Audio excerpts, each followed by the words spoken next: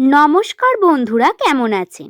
আশা করছি পরমেশ্বরের কৃপায় প্রত্যেকে সুস্থ আছেন, ভালো আছেন। সকলকে স্বাগত জানাই শুভকথা ইউটিউব চ্যানেলের বিশেষ পর্বে। ফেব্রুয়ারি মাস শেষ হতে চলেছে। আজকের ভিডিওতে 2026 সালের ফেব্রুয়ারি মাসের 27 তারিখ থেকে 28 তারিখ বিশেষ ভাগ্যফল উপস্থাপন করব। এই কয়েকটি দিনের মধ্যেই আপনাদের সঙ্গে তিনটি বিশেষ ঘটনা ঘটতে চলেছে, যা রাশিতে অত্যন্ত স্ফুটভাবে বেরিয়ে আসছে। আগের ভিডিওতে প্রত্যেকটি বিষয় জানিয়েছি। নিউমেরোলজি অনুসারে নামের প্রথম লেটার যাদের এস দিয়ে শুরু, তাদের জীবনচক্রের ভিত্তি বা ভাগ্যচক্র কি বিষয় অবস্থান করছে, আপনাদের পরিশ্রমের ফল কি আপনারা পাবেন, আপনাদের সময় কি ঘটবে, কেমন কাটবে। আসুন আজকের ভিডিওতে বিস্তারিত জেনে নিই। ভিডিওটি সম্পূর্ণ দেখার অনুরোধ রইলই অবশ্যই। ভিডিওটি দেখে যদি আপনার ভালো লাগে, একটি লাইক করে চ্যানেলটিকে সাবস্ক্রাইব করে নেবেন এমন ভিডিও পাওয়ার জন্য। নিচের কমেন্ট সেকশনে আপনার শুভ নামটি কমেন্ট করে জানাতে ভুলবেন না বন্ধু। পরবর্তীকালে আপনি কোন টপিকের কি ভিডিও চান সেটিও লিখে জানাতে ভুলবেন না। আর দেরি না করে চলুন ভিডিওর মূল পর্বে প্রবেশ করি। নামের প্রথম অক্ষর যাদের এস দিয়ে শুরু, নিউমেরোলজি এই এস নামের বিশেষ গুরুত্ব রয়েছে। এস নামের জাতক বা জাতিকাদের মধ্যে সবথেকে বেশি লক্ষণীয় বিষয় সেটি হলো এদের চারিত্রিক বৈশিষ্ট্য, এদের ব্যবহার, মানসিক ধারা। এরা খুব তাড়াতাড়ি কিন্তু প্রভাবিত হন এবং মানুষকে খুব তাড়াতাড়ি প্রভাবিত করেন। নামের প্রথম লেটার যাদের এস দিয়ে শুরু, এরা কথা এবং ব্যবহারের মধ্যে দিয়ে মানুষের মনের মধ্যে প্রবেশ করে। এই কারণে নিউমেরোলজিতে বলা হয় এস নামের জাতক বা জাতিকারা যদি কোনো ব্যবসার সঙ্গে যুক্ত হয়ে থাকেন, তাহলে তাতে এরা খুব তাড়াতাড়ি সফলতা অর্জন করতে পারেন।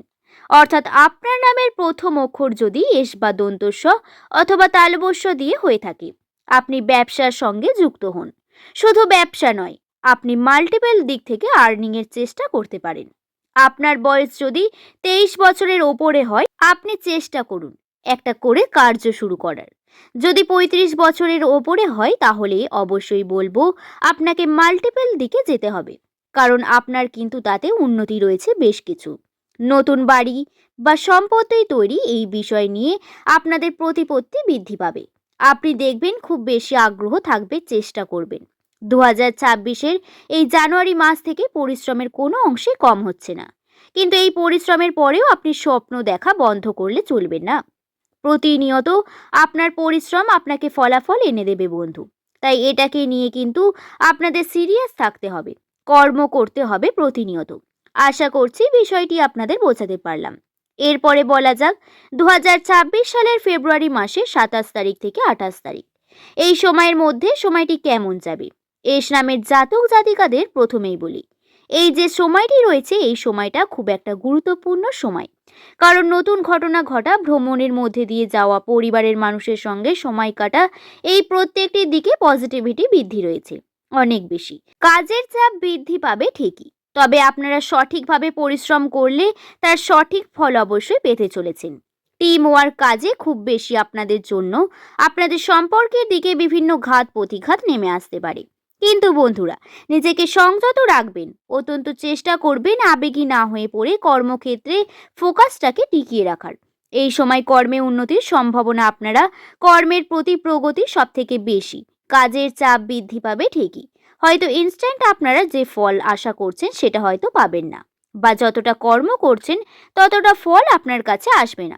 কিন্তু বিশ্বাস রাখুন বন্ধুরা, আপনি ফলাফল অবশ্যই পাবেন কিছুটা হলেও। এই যে কন্টিনিউ আপনি করে যাবেন কার্যটি, এর ফল ভবিষ্যতে খুব তাড়াতাড়ি খুব সুন্দর একটা ফল নিয়ে আসবে আপনার জন্য।